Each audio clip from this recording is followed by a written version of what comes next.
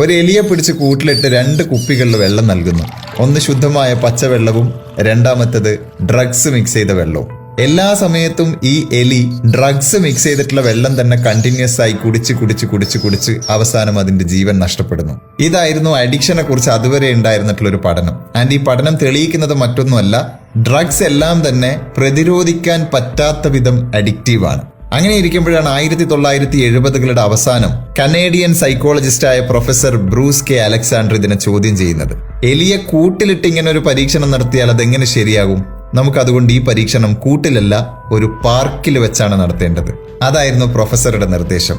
അങ്ങനെ കാനഡയിലെ Simon Fraser യൂണിവേഴ്സിറ്റിയിൽ എലികൾക്ക് വേണ്ടി ഒരു റാറ്റ് പാർക്ക് ഒരുക്കുകയാണ്. എലികൾക്ക് സ്വസ്ഥമായും സ്വതന്ത്രമായും ജീവിക്കാൻ പറ്റുന്ന കുറച്ചുകൂടി വലിയൊരു എൻവയൺമെന്റ്. അവിടെ എലികൾക്ക് കഴിക്കാൻ ചീസും മറ്റ് ഭക്ഷണ പദാർത്ഥങ്ങളും ഉണ്ട്, കളർ ബോൾസും മറ്റ് കളിപ്പാട്ടങ്ങളും ഉണ്ട്.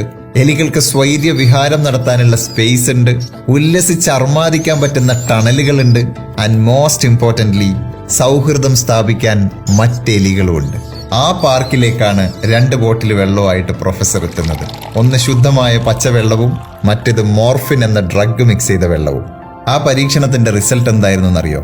കൂട്ടിൽ ഒറ്റപ്പെട്ടു പോയ എലി തന്റെ മുന്നിൽ കുടിക്കാൻ ശുദ്ധമായ പച്ചവെള്ളം ഉണ്ടായിട്ടും എപ്പോഴും പ്രിഫർ ചെയ്തത് ഡ്രഗ്സ് മിക്സ് ചെയ്ത വെള്ളമായിരുന്നെങ്കിൽ, ഈ റാറ്റ് പാർക്കിൽ മറ്റെലികളുടെ കൂടെ സന്തോഷത്തോടെ ജീവിക്കാൻ അവസരം കിട്ടിയ എലികൾ എല്ലായ്പ്പോഴും പ്രിഫർ ചെയ്തത് ശുദ്ധമായ പച്ചവെള്ളം മാത്രമായിരുന്നു. ഇതിനു മുമ്പ് കൂട്ടിൽ ഒറ്റപ്പെട്ടു പോയ സമയത്ത് പച്ചവെള്ളത്തിന് പകരം ഡ്രഗ്സ് മിക്സ് ചെയ്ത വെള്ളം കുടിച്ചുകൊണ്ടിരുന്ന എലികൾ പോലും പാർക്കിൽ വന്നപ്പോ ഡ്രഗ്സ് മിക്സ് ചെയ്ത വെള്ളത്തിന് പകരം ശുദ്ധജലം കുടിച്ചു തുടങ്ങി.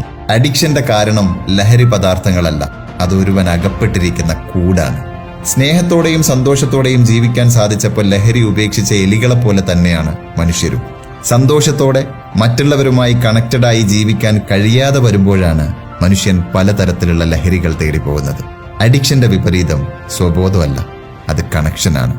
സോ നെക്സ്റ്റ് ടൈം ലഹരിക്കടിമപ്പെട്ടു പോയ ഒരു സുഹൃത്തിനെ കാണുമ്പോൾ try to connect with him. ഒരുപക്ഷെ അവരുടെ ആ കൂട് പൊട്ടിച്ചു കളയാൻ അത് സഹായിക്കും. Super hits red FM. കേൾക്കൂ കേൾക്കൂ, കേട്ടുകൊണ്ടേയിരിക്കൂ.